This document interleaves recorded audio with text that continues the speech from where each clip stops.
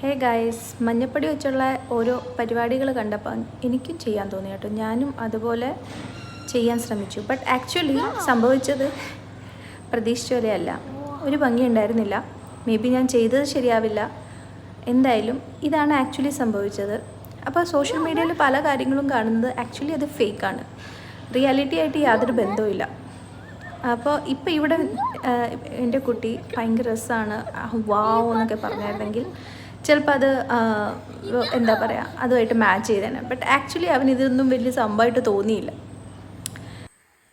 നമ്മുടെ ഈ എക്സ്പെരിമെൻറ്റ് ഫെയിലായെന്നൊന്നും പറയാൻ പറ്റില്ല, ബട്ട് ഒരു രസകരമായ സംഭവമായി മാറി. എൻ്റെ ചെറുക്കന് ഇതിനെക്കുറിച്ച് വലിയ ധാരണയില്ലാത്തതുകൊണ്ട്, ഈ വീഡിയോ നേരത്തെ കണ്ടിട്ടില്ലാത്തതുകൊണ്ട് അവൻ അതിൻ്റെ റിയാലിറ്റി ചോദിച്ചു.